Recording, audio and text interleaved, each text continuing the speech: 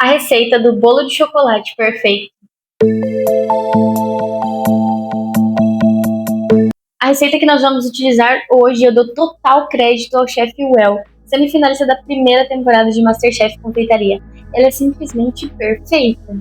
Para essa receita, nós vamos utilizar a técnica de massa escaldada. E para isso, vamos fazer um buttermilk caseiro, que vai ser a chave para a nossa reação química.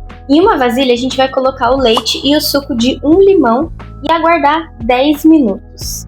Os ingredientes e o passo a passo estão na descrição do vídeo.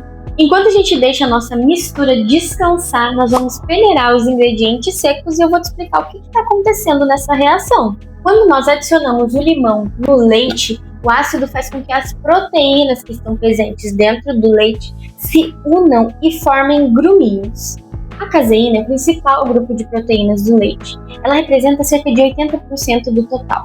E no leite, elas se organizam em estruturas complexas chamadas de micelas. E são as micelas que são responsáveis por manter o leite uniforme e estável. As caseínas são ricas em fósforos, aminoácidos e cargas elétricas negativas, que é o que mantém toda a estrutura estável, sem que elas se aglomerem. E quando a gente adiciona o ácido, os íons H+, eles neutralizam essas cargas. E sem essa repulsão, as micelas se aglomeram e formam o que a gente chama de leite talhado. E isso vai fazer com que o buttermilk retenha mais água, mantendo um bolo mais macio e úmido, do jeito que a gente ama.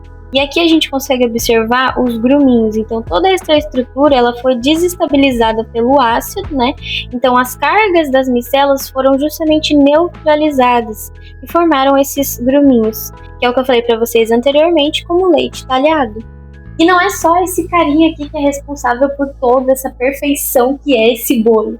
A gente utiliza um ingrediente que provavelmente você tem aí na sua casa, que é o bicarbonato de sódio.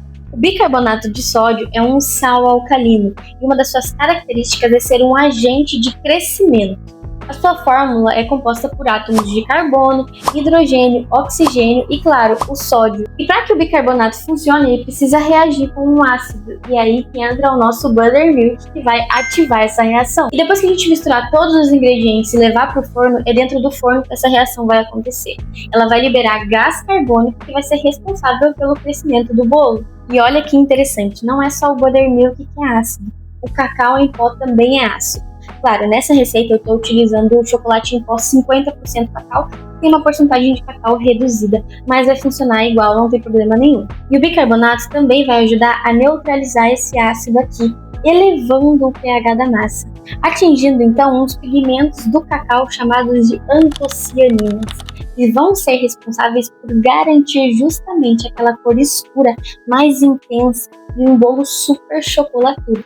Agora nós vamos misturar a manteiga no leite, que já está talhado, e vamos levar para o micro-ondas por 1 minuto e 30 segundos, mais ou menos. E lembra que eu falei para vocês que é uma receita de massa escaldada? Então é por isso que a gente leva essa misturinha aqui no micro-ondas até ficar quente, não fervendo, tá? Não pode ferver, mas fica quente para justamente escaldar a massa. Dando continuidade na nossa massa, a gente vai adicionar o açúcar nessa mistura quente aqui para ir dissolvendo. E cada ingrediente tem um papel importantíssimo na produção do bolo. A gente não sai jogando tudo para ver no que vai dar. Claro, lá no começo as coisas eram feitas dessa forma, mas hoje a gente trabalha mais com precisão para que a gente consiga obter receitas perfeitas. E o açúcar também vai auxiliar no escurecimento do bolo por conta da reação de Maillard. E a reação de Maillard, na verdade, ela é um conjunto de reações químicas que ocorre em cascata entre aminoácidos e açúcares redutores. E claro, quando a temperatura da superfície atinge cerca de 140 graus Celsius. Então essa reação vai acontecer dentro do forno. O nosso açúcar é a sacarose, ele não é um açúcar redutor. Então para que a gente obtenha açúcares redutores para fazer a reação de Maillard acontecer, o buttermilk vai ser responsável por quebrar essa molécula de sacarose, formando glucose e frutose, que são açúcares redutores. E aí a gente vai poder dar início a essa reação. E a fim de curiosidade, essa quebra que ativa esses açúcares redutores é chamada de hidrólise. Eu tenho um vídeo aqui no canal que fala sobre o ciclo do açúcar, então lá eu comento um pouco mais, destrincho um pouco mais sobre essa molécula de sacarose. Vão lá conferir. E as mudanças químicas causadas pela reação de Maillard contribuem para a aparência e sabor do produto final. Voltando para a massa, então, para a gente finalizar, vamos misturar esses ingredientes, adicionar os ovos e colocar essa massa para reagir dentro do forno. Vou tentar mostrar aqui, ó, ela fica cheia de gruminho, mas vai dar certo. E a gente adiciona essa mistura quente aqui aos poucos, tá? Não vai jogar tudo também, senão vai ficar feia a coisa. E não esquece de untar a forma, tá? Eu tô utilizando desmoldante, mas você pode untar do método tradicional sem problema nenhum.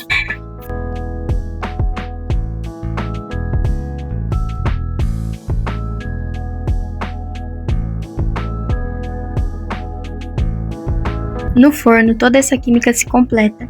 O ácido do buttermilk ativa o bicarbonato e o gás forma as bolhas que deixam o bolo fofo. O pH realça a cor do cacau e o calor dispara a reação de Maillard, criando esse aroma, sabor e textura. No fim, fazer um bolo é ciência pura, e quando você entende as reações químicas, ele fica perfeito. Eu espero que vocês tenham gostado e até o próximo vídeo.